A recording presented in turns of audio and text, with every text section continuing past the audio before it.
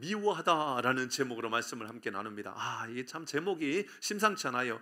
예수를 미워할 수 있나? 교회 나왔는데요, 예수를 미워하다니요, 그게 뭔가? 우리가 함께 말씀을 나누면서, 제목은 부정적으로 표현했지만 사실은 결론은 그렇지는 않습니다. 반대의 말씀을 함께 좀 나누고자 합니다. 이런 기도할 때 가장 힘든 게 뭘까요? 오늘 처음 나오신 분들 뿐만 아니라 처음 나오신 분들도 마찬가지겠죠. 여러분들 가운데 기도할 때 제일 힘든 게 뭡니까?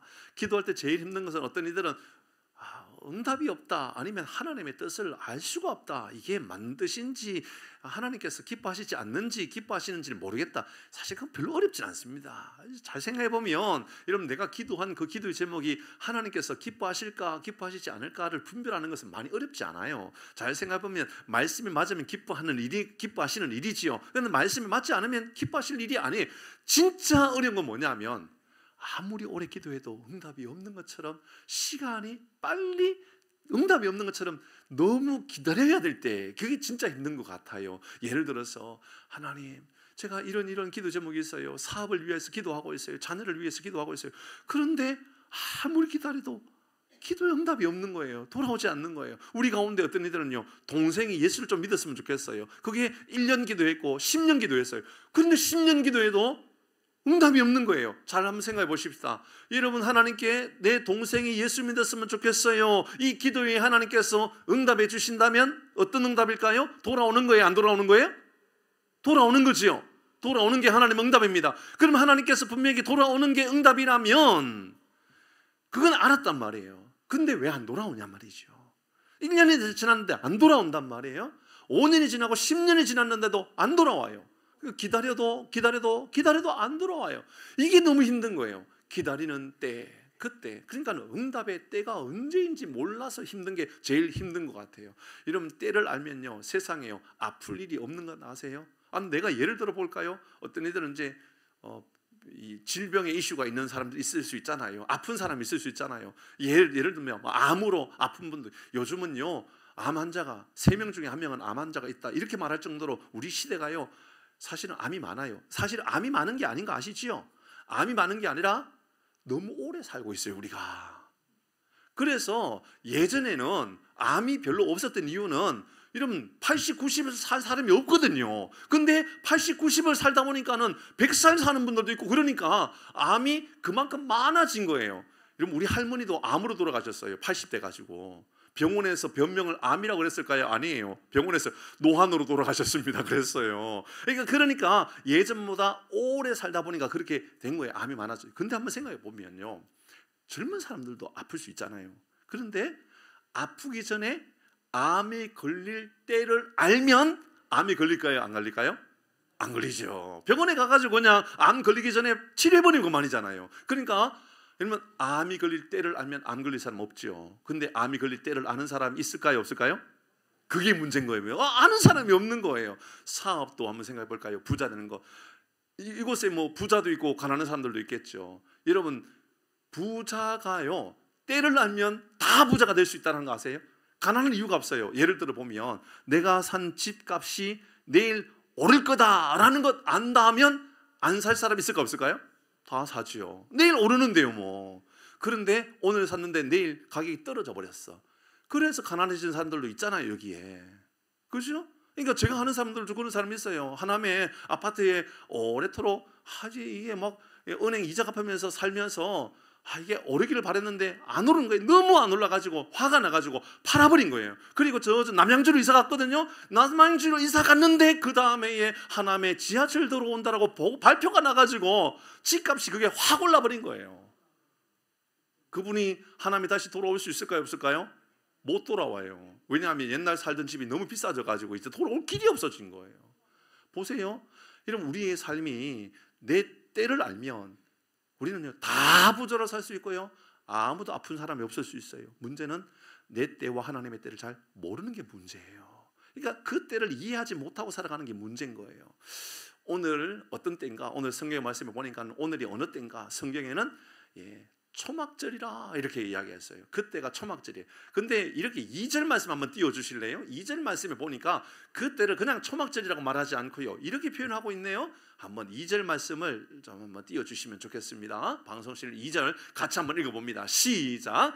유대인의 명절인 초막절이 가까운지라. 예, 이 초막절은 뭐냐 하면 오늘날 말하면 추수를 마무리할 때 지냈던 명절이었던 거예요. 오늘날 말하면 추수를 맞이할 때 맞는 명절이라면 언제지요? 여러분 추석을 아무도 보내신 일이 없나요? 추석이잖아요. 추석이에요. 그러니까 이것은 성경적으로 볼 때는 추수감사절, 우리 교회는 지난주에 보냈죠. 추수감사주일입니다. 성경으로 볼 때는 추수감사주일이에요. 그때에 초막절일 때에 유대인들의 초막절이라고 말했어요. 왜 이렇게 표현했느냐면 유대인들에게 있어서 초막절은 큰 잔칫날 것 같아요. 그래서 다들 어디로 모이느냐면 유대 예루살렘으로 모인 거예요. 왜냐하면 큰 잔치가 이루어졌기 때문에 그랬다 그 말입니다. 그렇게 많은 사람들이 모였을 때 오늘 본문의 말씀에 이제 예수님의 동생, 예수님은 형은 없고 예수님 또 동생들이 있었거든요. 예수님의 동생들이 예수님에게 예수님, 유대인의 명절 초막절이 되었습니다. 많은 사람들이 저 예루살렘에 모이는데 예수님도 그곳에 가셨으면 좋겠습니다. 가가지고요, 예수님 전에 했던 것처럼 기적을 한번 펼쳐주셨으면 좋겠어요. 그 기적은 예를 들어서 뭐 보리떡 5개, 물고기 2마리 가지고 수만 명이 먹었던 것처럼, 혹은 물이 포도주로 바뀌고, 혹은 아파서 죽어가는 사람이 낫게 되었던 것처럼 그런 기적을 한 번만 짠 보여주시면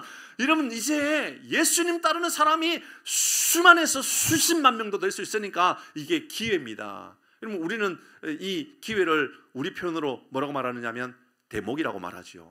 대목입니다. 대목. 여러분 추석은 장사하는 사람에게 대목 맞아요, 아니에요?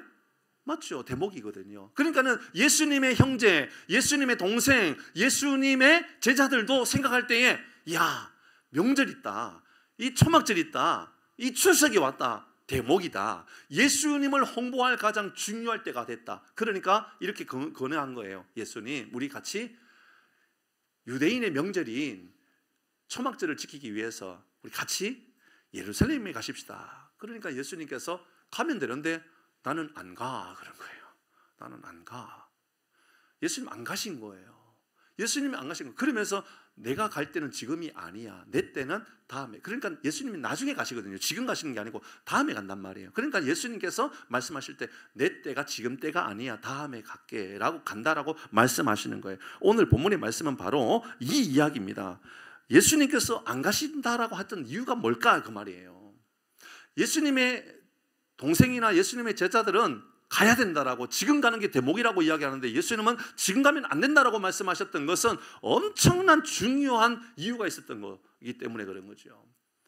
뭐 먼저 조금 이야기를 나눌 수 있는 것은 예수님이 볼 때, 예수님의 동생이나 예수님의 형제들이 볼 때는 그때가 가장 예수님을 알리기 좋을 때라는 거죠. 가장 알리기 좋을 때, 그때 가면 제일 얻을 수 있는 게 많아지고 많은 사람들에게 좋은 홍보의 효과가 있겠다라고 생각하는 거죠. 한번 생각해 볼까요? 이제 예수님이 있고 예수님의 12제자가 있고 예수님의 형제들이 있어요. 동생들이 있어요. 같이 예루살렘에 갔어요. 사람들이 많이 모이기 시작했어요. 예를 들어서 뭐 100명이 모였어요. 조금 더 지나니까 뭐 1000명이 모였네요. 10,000명이 모였네요. 이러면 한 10,000명 정도 되면 여러분 예수님과 제자들이 다 통제할 수 있을까요? 없을까요? 없지요. 그러면 어떤 일이 생길까요? 중간 리더십이 필요한 거예요. 중간 지도자가 필요한 거예요. 일할 때도 그런 거 있잖아요. 반장 있지만 부반장도 있잖아요. 그리고 또 분단장도 있을 수 있고요. 이게 계속 나누어서 뭔가를 맡을 사람이 필요한 것 아닙니까? 그러니까 예수님 볼 때는, 예수님 제자들이 볼 때는 우리가 예루살렘에 가면 예수님 따르는 사람이 많아지기 때문에 이제 그곳에서 나도 한 자리 하게 되겠구나, 나도 이제 예수님 주변에서 높은 자리에 올라갈 수 있겠구나라고 생각했을 가능성이 되게 많은 본문의 이야기라 그 말입니다. 그때 오늘 본문의 말씀에 하셨던 이야기가 뭐냐 하면 세상이 나를 미워한다 이야기예요. 왜 미워하는 줄 아느냐? 내가 세상의 죄에 대하여 이야기하기 때문이다 악한 일에 대하여 이야기하기 때문이다. 예수님께서 가셔서 병을 고치고 뭐 사람을 고치고 뭐 먹을 것을 주고 이런 문제가 아니라 나는 너에게 죄에 대해서 이야기하기 때문에 예루살렘에 가면 내가 죄에 대해서 당시 유대인들의 죄, 바리새인들의 죄, 바로 그 당시에 종교인들의, 종교 지도자들의 혹은 또 종교 신앙인들의 죄에 대해서 내가 이야기하기 때문에 그들은 나를 미워할 거다라고 이야기하신 거예요. 그래서 나를 죽이려 할 거다라고 말씀하시면서 안 가겠다 그래요. 근데 다시 가거든요. 근데 오늘 이 본문의 말씀이 우리에게 주는 중요한 두 가지 교훈을 생각하려고 합니다. 어떤 거냐면 왜 사람들이 예수님을 미워할까, 싫어할까라는 거예요. 그럼 그것은 세상 사람들의 이야기는 아닙니다. 우리 이야기입니다. 우리도 예수님을 미워하는 한 사람일 수도 있다는 것을 기억해야 됩니다. 아니 나는 예수님을 사랑하기 때문에 교회에 왔어요. 나는 예수님을 사랑하기 때문에 예배드리고 있어요. 예, 그건 내 생각이죠. 근데 예수님의 생각은 좀 다를 수 있단 말입니다. 그래서 오늘 이 시간에도요, 잘 생각하면, 자칫 잘못하면 우리도 예수님을 미워하는 그 사람과 다를 게 하나도 없는 모습이 될 수 있다는 것을 기억하면서 오늘 말씀을 보아야 한다라는 겁니다. 자, 말씀 3절 말씀 읽습니다. 잘 보십시다. 3절 말씀 같이 읽습니다. 무엇이 예수님을 미워하는 사람들의 모습인지를 먼저 이야기합니다. 3절 시작.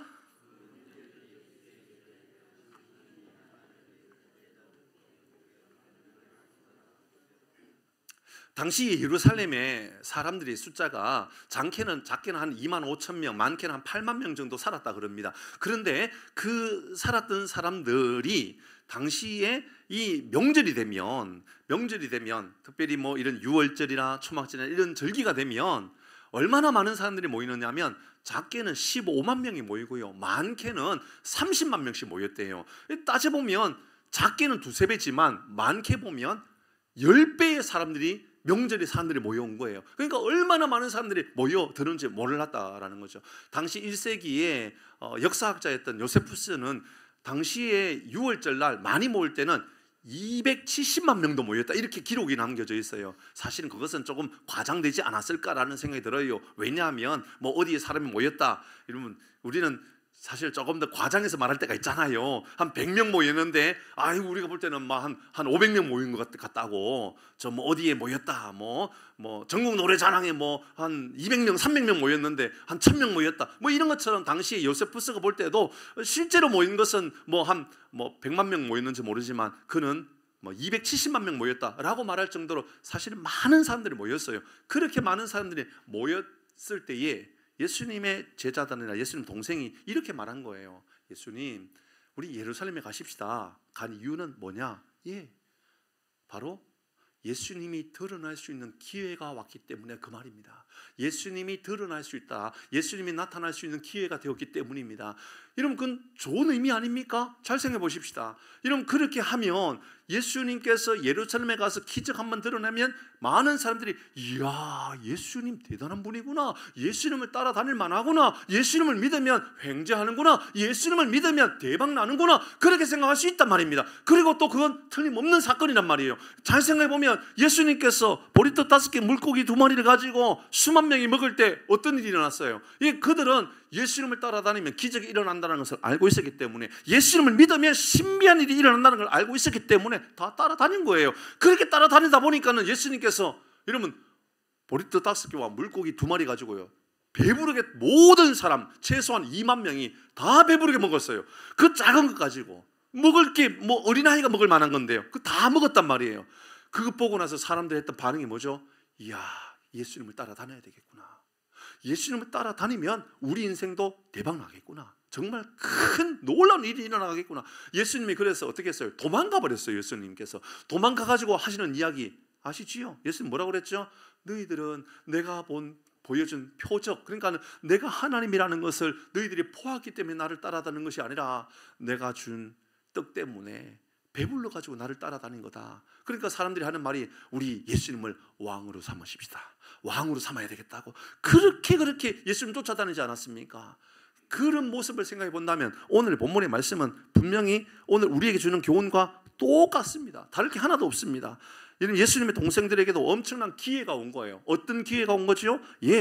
여러분 잘 생각해 보면 예수 이름을 따라다니면 수많은 사람이 모이면 우리도 한 자리 할 수 있겠구나라고 하는 기회가 온 거죠. 예수 이름을 따르면 우리도 마음껏 먹을 수 있고 기적을 경험할 수 있는 기회가 올 수 있겠구나라고 생각한 것이지요. 예수 이름을 알릴 수 있는 기회가 아니라 알고 보면 예수 이름을 통하여 내가 나타나고 내가 잘되고 내가 배불러지는 기회가 왔구나라고 생각했을 수 있다, 그 말입니다. 4절 말씀 이렇게 이야기합니다. 같이 봅니다. 시작.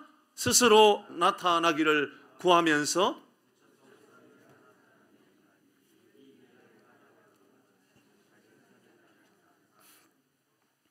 스스로 나타나기를 구하면서 묻혀 있으면 안 됩니다. 이렇게 이야기합니다. 맞지요, 이 말이? 이러면 스스로 나타나기를 원합니다. 예수님도 나타나기를 원하시는 분 아니에요. 그러면 나타내야지요. 나타내기 위해서는 사람이 많은 곳으로 가야죠. 저도 그런 욕심은 있거든요. 저도 우리 교회가 저 말씀을 많은 사람에게 증거해야 되겠다라고 하는 욕심이 저에게 왜 없겠습니까? 예수님에게 그런 말씀이 있는 것은 당연한 거거든요. 근데 이 일을 행하려면 어떻게 해야 되느냐? 예수님의 동생들이 이렇게 말한 겁니다. 자신을 세상에 나타내야 됩니다. 많은 사람에게 나타내야 됩니다. 나타내야 됩니다. 근데 예수님은 나타내기를 원하지 않고 있다고 말입니다. 왜 이렇게 말씀했을까요? 5절 말씀에 보니까 이렇게 이야기합니다. 여기에서 우리는 비밀을 찾을 수가 있습니다. 같이 읽어볼까요? 시작. 이는 그 형제들까지도 예수를 믿지 아니함이로라. 그러면 예수님의 동생들이 예수님을 안 믿었습니까? 믿었단 말입니다. 그런데 안 믿었다라고 말을 해요. 여러분 잘 보세요. 기억하셔야 돼요. 여러분 예수님 믿으십니까? 대답해 보세요. 여러분 예수님 믿으십니까? 근데 여러분을 향하여 예수님께서 너희들은 나를 믿는 게 아니야 라고 말하면 기분이 좋아요, 나빠요? 나빠요. 아주 나쁘지요. 근데 예수님께서 제자들한테, 동생들한테 너희들은 나를 믿는 게 아니라고 이야기하고 있다, 그 말입니다. 그럼 예수님의 동생들이 믿었던 건 뭘까요? 예수님의 제자들이 믿었던 건 뭘까요? 그들도 세상 사람과 똑같이 예수님을 따라다니면 한 자리 할 수 있게 되는데, 예수님을 따라다니면 배불리 먹게 되는데, 예수님을 따라다니면 우리가 얼마나 많은 것을 얻게 되는지 몰라. 부자가 되기도 하고 병을 고침받기도 하고 때로는 먹을 것을 얻기도 하고 더 좋은 것을 얻기도 해.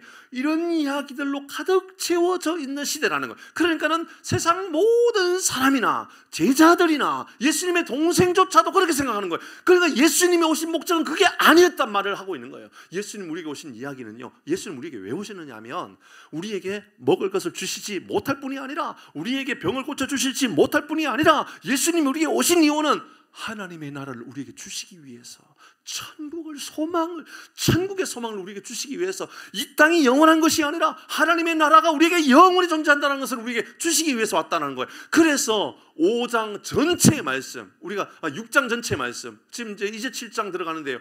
이러면 6장 말씀 한 달 이상 말씀 전했잖아요. 그 말씀의 핵심이 뭐예요? 예수님이 말씀을 전했던 것은 한 가지예요. 나는 생명의 떡이다. 나를 먹으면 영원히 산다. 사랑하는 교회 여러분, 이 땅의 영원한 삶이 아니라 하나님의 나라가 영원한 삶이 여러분에게도 있기를 바랍니다.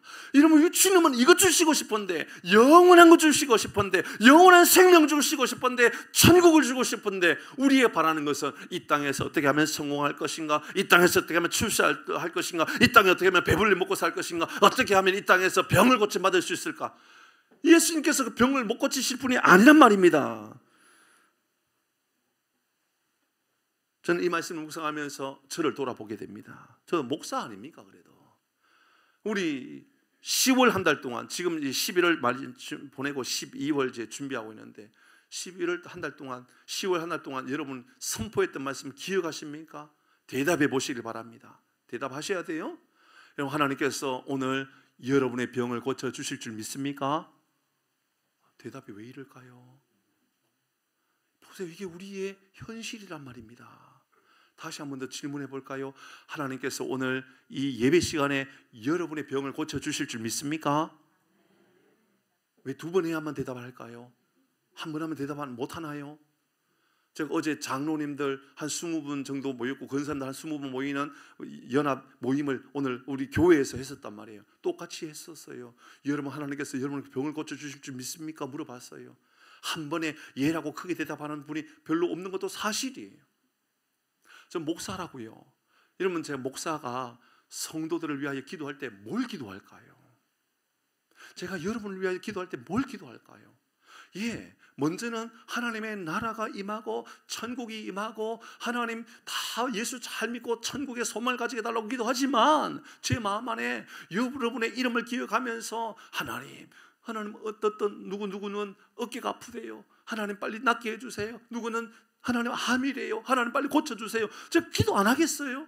여러분, 어떤 사람은 사업을 하고 있는데 하나님 사업장에 복을 주셔서 좋은 만남 있게 하시고 거래처가 많아지게 달라고 기도하지 않겠어요? 식당을 운영하는 분을 위하여 하나님 점점 어렵다고 하는데 식당하기 어렵다고 하는데 손님 많아지게 달라고 기도 안 하겠어요? 아유, 며칠 전에 상하이 짜장면집에 가가지고 깜짝 놀랐잖아요. 손님이 얼마나 많은지. 언제나 그랬으면 좋겠어요. 왜 상하이 사장님께서 아멘을 안 하고 그냥 가만히 앉아 있을지 모르겠네요. 손님이 얼마나 많은지. 그렇다고 뭐 시내 한가운데 있는 것도 아니고 저 경찰서 앞에 있잖아요. 경찰서 옆에 사람 가기도 싫어하는 곳이거든요. 제일 안 지어도 가기 싫은 곳이 경찰서 앞인데 저는 깜짝 놀랐어요. 경찰서 앞에다가 이런 중국집을 한다고 그래가지고. 그런데 손님이 너무너무 많더라고요. 저 기도할 때 그렇게 기도한다고요. 하나님, 손님이 너무너무 많아져가지고 상하이 2호점도 생기게 하여 주옵소서. 빨리 아멘 하세요.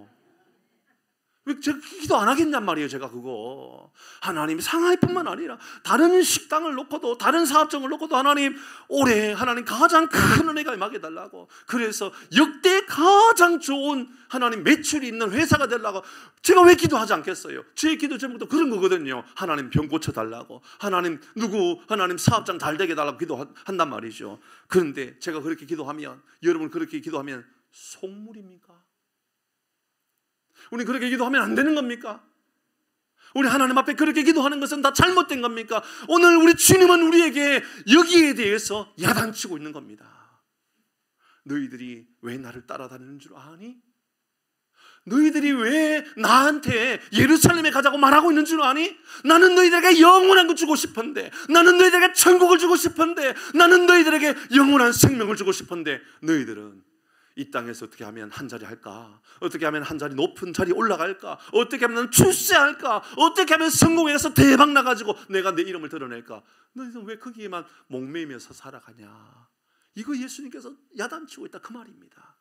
여러분은 어떻습니까? 저도 그렇게 기도하면서 하나님께 은혜를 구합니다. 하나님 사업장에 복을 주시고, 하나님 일터에 복을 주시고, 하나님 용기를 주셔서 잘 감당하게 해달라고 기도합니다. 그런데 예수님 오신 이유가 어디에 있습니까? 잘 기억하십시오. 예수님께서 이 땅에 우리에게 육신의 배고픔을 해결하기 위하여 오신 그런 분이 아닙니다. 그런데 그 일을 행하셨습니다. 육신의 배고픔을 해결해 주시면서 나는 너희들의 육신의 배고픔을 해결해 주게 온 게 아니야 라고 말씀하고 있다 그 말입니다. 예수님의 사역의 70%는요 병 고치는 사역이에요. 성경을 읽어보세요. 성경을 읽어보면요 대부분이 예수님이 행하셨던 것은 뭐 누구를 고쳐주셨다, 죽었던 사람 살려주셨다, 그런 이야기입니다. 그런데요 궁극적으로 예수님의 사역의 핵심은요 영혼의 구원입니다. 영원한 생명을 얻게 하는 겁니다. 저는 오늘 이곳에 처음 나오신 분들에게도 영혼의 구원의 역사가 나타나 천국의 소망 있는 삶을 살아가는 복이 있기를 주의 이름으로 축복합니다. 그래서 예수님께서 직접 오신 이유를요 마태복음, 마가복음, 누가복음에는요 이렇게 이야기합니다. 마태복음 말씀 먼저 볼까요? 20장 28절에 예수님 우리에게 왜 오셨을까요? 같이 읽어봅니다. 시작. 인자가 온 것은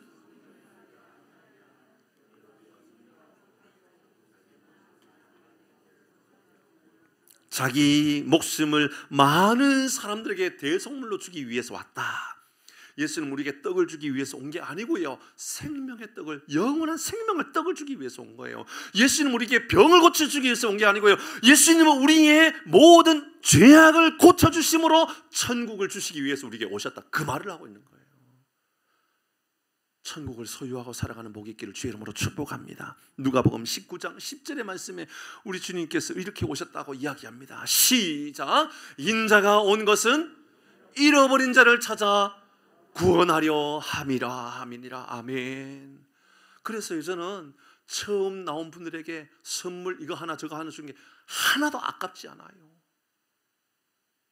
더 좋은 거 주고 싶어요. 할 수 있으면요 최선을 다해서 더 좋은 거 주고 싶어요. 왠지 아세요?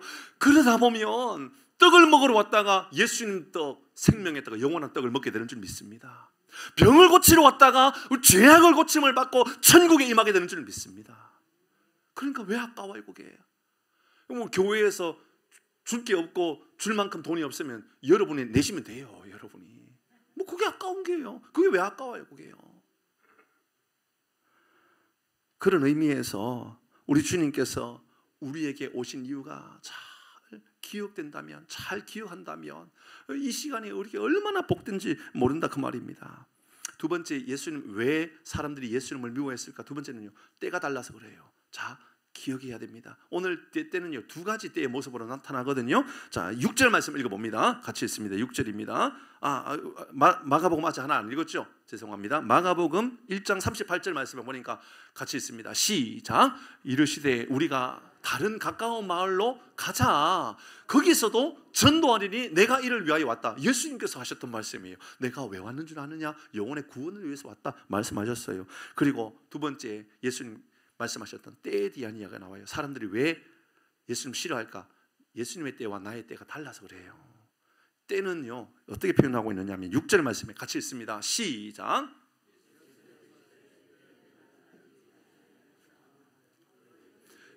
예수님께서 말씀하십니다. 내 때는 아직 이르지 아니했다. 내 때는 아직 일어나. 내가 갈 때는 아니다. 너희 때는 늘 준비되었다. 그럼 너희 때는 뭐냐? 너희들이 말하는 성공의 때, 너희들이 배부를 때, 너희들이 잘 되겠다라고 말하는 그런 때는 언제든지 있다. 열심히 살면 성공하고, 열심히 살면 배부러지고, 열심히 노력하고 운동하면 건강해지고, 그것은 너희 때는 언제든지 그렇게 준비되어 있다. 그러나 내가 구원을 위하여 예루살렘에 가는 것은 아직 그 때가 아니다라고 말하고 있는 거 보면 내 때와 예수님의 때가 다르기 때문에 분명히 예수님을 싫어한다, 미워한다라고 볼 수 있죠. 그러나 그때만의 때가 아니에요. 잘 생각해보면 지금 그때가 어느 때죠? 초막절이라고 그랬지요. 초막절은 분명히 잔치하는 달, 잔치할 때라는 거예요. 일주일 동안요 예루살렘에 모여서 텐트를 치놓고 그곳에서 먹으면서 하나님께서 우리에게 구원해 주셨지, 은혜 베풀어 주셨지, 그거 생각하는 게 바로 초막절이거든요. 그러니까 초막절이 되었을 때에 예수님의 제자들, 예수님의 형제들은 초막절이니까 예루살렘에 가십시다. 근데 예수님은 나는 지금이 갈 때가 아니야. 같은 때인데요 예수님의 때와 형제들의 때는, 제자들의 때는 다르게 이야기하고 있다 그 말입니다. 같은 때 같은 장소인데요. 그거 생각해보면 우리의 예배도 똑같아요.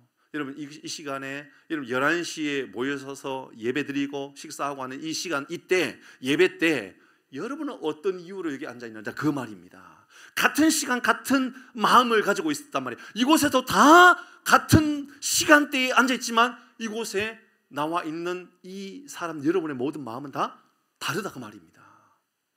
어떤 이들은 은혜에 고맙고 감사해서 주님 너무 고마운 감사하는 마음으로 제가 예배드립니다 라는 마음을 가지고 있는 이들도 있지요. 근데 어떤 이들은 이 때를요 내 인생에 이런 아주 중요한 다른 때라고 여기는 거예요. 예를 들어서 제가 이 때에 여기 나온 이 때는 바로 나의 병을 고치는 때라고 생각하고 앉아있는 이들도 있을 것이고, 이 때는 바로 내가 성공을 위하여 기다려 있는 때라고 말하는 이들도 있단 말입니다.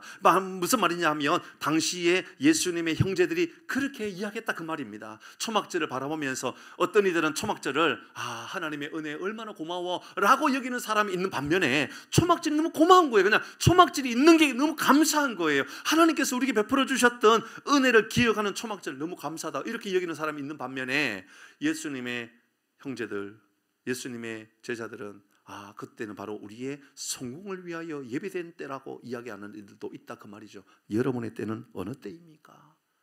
여러분은 이때 바로 주일날 이 시간, 이 일주일의 삶을 보내다가 주일날 아침이 되면 여러분이 거하는 그때 그곳은 어떤 의미로 이렇게 존재하느냐 그 말입니다. 7절 말씀을 보면 이렇게 말씀하고 있습니다. 7절 말씀입니다. 같이 합니다. 시작. 세상이 너희를 미워하지 아니하되 나를 미워하나니 이는 내가 세상의 일들을 악하다고 정은 만약 내가 예루살렘에 가면 너희들은 아마 사람들이 칭찬하고 많은 사람들이 너희들에게 참 미워하고 그런 사람이 없을 거라고. 그러나 나에 대해서는 사람들이 미워할 거라고. 왜 미워하느냐? 나는 그곳에 가면 죄에 대해서 선포하기 때문이다 라는 거지요.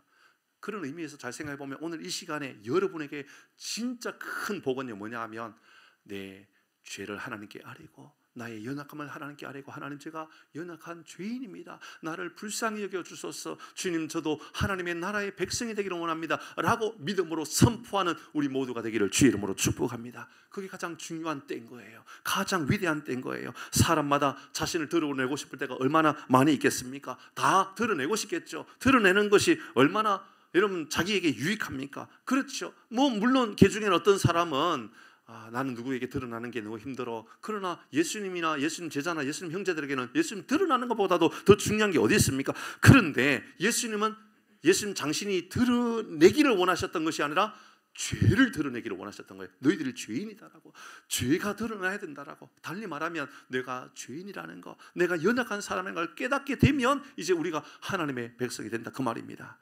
저는 이 말씀을 묵상하면서 우리는 우리의 예배를 통해서 똑같이 우리를 생각하게 한다라고 생각이 들었습니다. 뭐냐 하면 예배를 통해서 복 받아야지 라는 마음을 가지고 앉아있는 그때로 여기는 사람이 있는 반면에 예배를 통해서 하나님 내가 죄인입니다, 내가 연약한 사람입니다 라고 앉아있는 이들도 있다 그 말입니다. 어떤 이들은 기도할 때에 하나님 내가 기도를 통하여 내가 부족한 것을 채워야 되겠습니다 라고 말하는 사람이 있는 반면에 어떤 이들은 기도를 통하여 하나님 내가 이렇게 연약하니 하나님 도와주시지 아니하시면 나는 오늘도 일어날 수 없습니다 라고 말하는 사람이 있습니다. 저도 목회 사역이 그렇습니다. 저도 목회하면서 목회 잘해가지고 사람들에게 명성을 얻어야지, 내가 야망을 가져야지, 내가 성공했다라는 말을 들어야지 라는 마음을 가지고 이곳에 서 있는 저의 모습이 될 수도 있고, 또 어떤 의미에서는 하나님 저는 아무것도 아닙니다, 하나님 저는 다 지워져도 예수님이 드러나게 하여 주옵소서.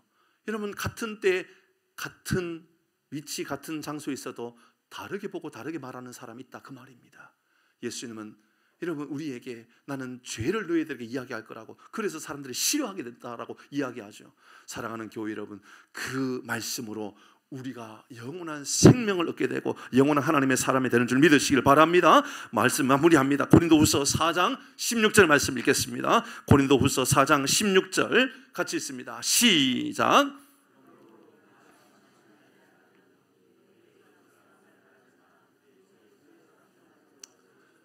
여러분 보세요. 우리의 삶은요 결국은 그 사람은 낡아져요.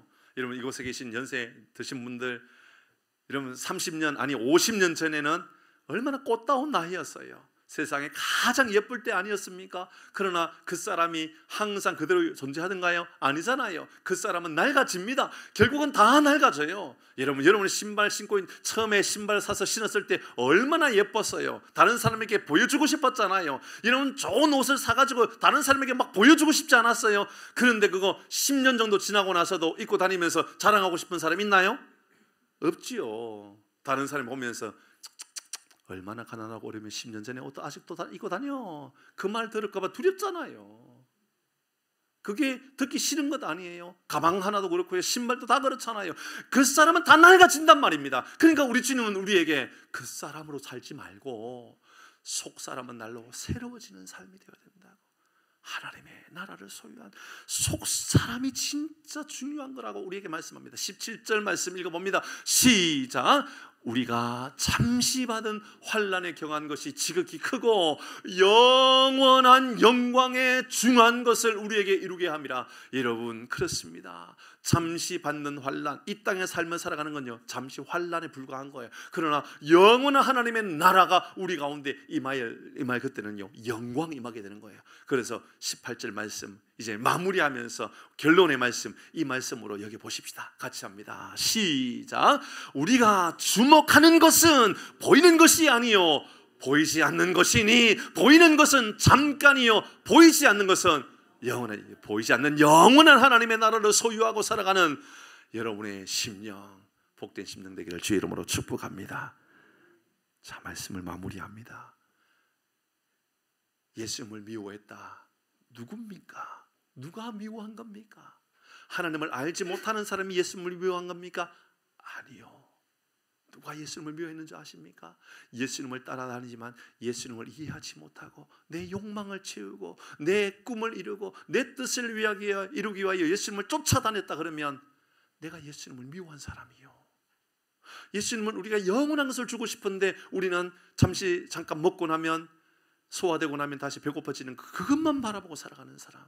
예수님께서 말씀하셨던 대로 너희는 배불러서 내가 주는 것 떡을 먹고 배불러서 나를 따라다닌 것 아니냐라고 야단쳤던 그 말씀이 오늘 본문의 말씀과 연결되는 말씀 아닙니까? 사랑하는 교회 여러분, 보이는 것 바라보고 살아가지 말고 보이지 않지만 영원한 하나님의 나라를 소유하고 살아가는 복이 있기를 주의 이름으로 축복합니다. 아멘. 우리 함께 찬양하도록 하십시다.